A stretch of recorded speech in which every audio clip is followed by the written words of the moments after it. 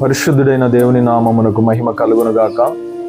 ప్రియమైన దేవుని యొక్క ప్రజలారా, ఈరోజు యాకోబు రాసిన పత్రిక 1వ అధ్యాయము 21వ వచనము 22వ వచనాలలో, అందుచేత సమస్త కల్మషమును విర్రవీగుచున్న దుష్టత్వమును మాని లోపల నాటబడి మీ ఆత్మలను రక్షించుటకు శక్తిగల వాక్యమును సాత్వికముతో అంగీకరించుడి.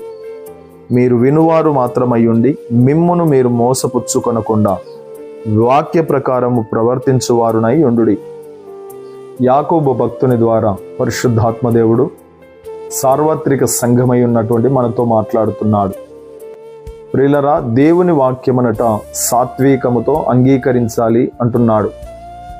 నేటి దినాల్లో చాలామంది వాక్యాన్ని వింటూ ఉన్నారు, వాక్యాన్ని ధ్యానిస్తున్నారు, వాక్యమును గురించి ఆలోచన చేస్తున్నారు. కానీ వింటున్నంతగా, మాట్లాడుతున్నంత ఎవరి జీవితాలలో వాక్య ప్రకారంగా ప్రవర్తించు వారిగా కనబడుటలేదు. వాక్యాన్ని, దేవుని యొక్క మాటలను ఉల్లంఘించు వారిగా, దేవుని యొక్క మాటలను అశ్రద్ధ చేసేవారిగా కనబడుతున్నారు. ప్రియులరా, ఈ వాక్యమును నీవు అంగీకరించి దాని ప్రకారంగా ప్రవర్తిస్తే అది నీ జీవితాన్ని కడుతుంది, నీ కుటుంబాన్ని కడుతుంది, నీ జీవితంలో నూతనమైన కార్యములను జరిగిస్తూ ఉంది. కీర్తనల గ్రంథము 1వ కీర్తనలో 2వ వచనములో ఉంది, ధర్మశాస్త్రమును దివారాత్రులు ధ్యానించువాడు ధన్యుడు అని. ప్రియులరా, వాక్యమును ధ్యానించేవారు, వాక్యాన్ని చదివేవారు నీటి కాలువల యోరన నాటబడినదై ఆకు వాడక తన కాలమందు ఫలమిచ్చు వృక్షం వలె ఉండుననియు అతడు చేయునదంతయు సఫలమగునని వాక్యం చెబుతోంది. దేవుని యొక్క వాక్య ప్రకారంగా నువ్వు ప్రవర్తించు వాడవైతే నువ్వేది చేసినా సఫలమవుతావు.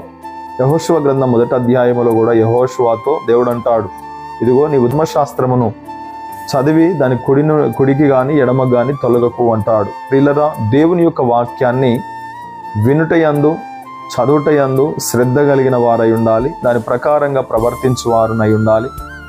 దాని వలన నీ జీవితము ఆశీర్వాదకరంగా మార్చబడుతుంది, అనేకులకు దీవెనకరంగా మార్చబడుతుంది. ఈ వాక్యము నేను చక్కదిద్దుతుంది, తీర్చిదిద్దుతుంది, సరిచేస్తుంది, తన ఘనమైన నామానికి మహిమకరంగా నిలబెడుతుంది.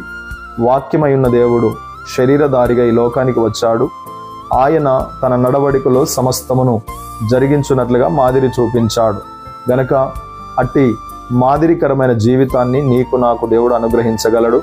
అలాగున జీవించున్నట్లుగా మనల్ని మనము అప్పగించుకుందాం, సమర్పించుకుందాం, సరి చేసుకుందాం, ఆచరించి ఆచరణాత్మకంగా మన జీవితాలను చూపిద్దాం.